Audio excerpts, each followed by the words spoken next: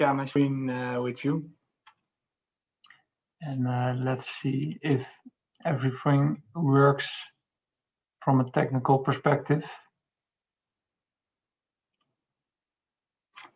Okay, this is a presentation that I did earlier in a more extensive version. So we'll also share the extended version of the slides with you afterwards.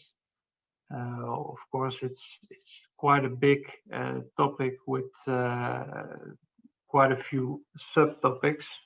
The TP impact of COVID-19, and of course I will cover the Dutch perspective. For today, I will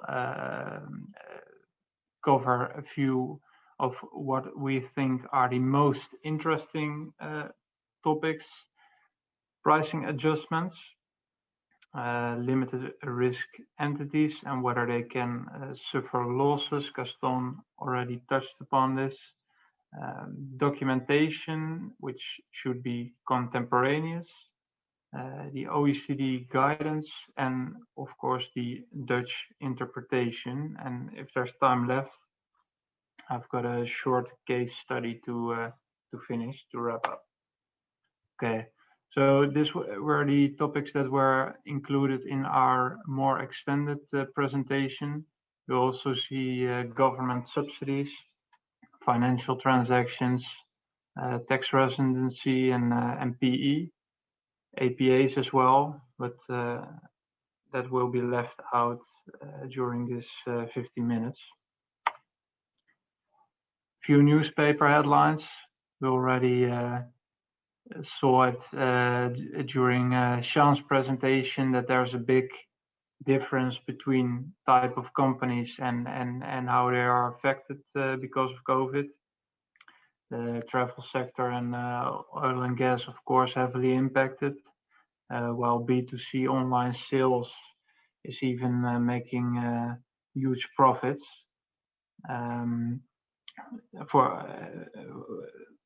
For example, the more digitalized type of companies, and also the supermarkets reported profits.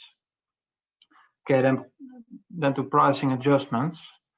That's also one of the questions, whether in intercompany relations you should make adjustments because of changing economic circumstances, and that's what's of course happening.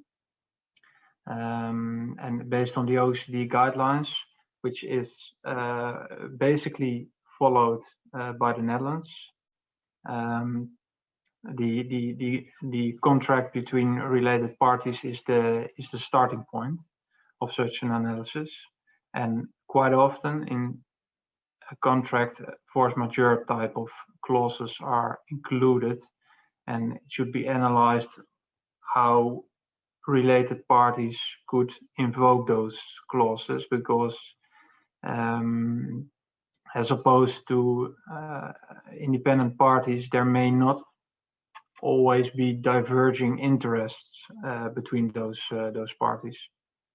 And then also an interesting question is what law is applicable, and what basic principles would apply between the parties. Yeah, like you are probably well known with the two-sided approach is part of the analysis, and from our perspective, it should seriously be considered whether it's necessary to make amendments to existing agreements, potentially because they do not properly reflect what's actually taking place between the parties, or because third parties also would have done so. Like Gaston presented, quite often pricing between related companies is based on benchmark studies, and typically in the Netherlands, it's recommended to apply the median of such a benchmark to avoid controversy with the tax authorities. But in case of a crisis, it should be considered whether the interquartile range leaves room for an adjustment in on a temporary basis. But of course, it should be based on reasoning. And also important to consider here is that the outcome of a benchmark is based on prior year data, but the pricing in the year of the crisis is not yet included in this data. So probably the outcome would be lower if this year would be included. Then to limited risk type of entities, it's not an OECD defined term, so quite often in practice it is expected also by tax administrations that they will report low and stable margins. But of course, like Gaston indicated, limited risk is not no risk, and the people that are based in your country are responsible for the market, and therefore it should be analyzed to what extent they can suffer a loss or take part in the losses that the MNE is suffering. Here we have a few. We've got a few phrases cited from the OECD guidelines, which show that economic circumstances do have impact on the pricing, and thus it is clear and evident that this is taking place, and therefore pricing adjustments could be considered. Documentation is very important.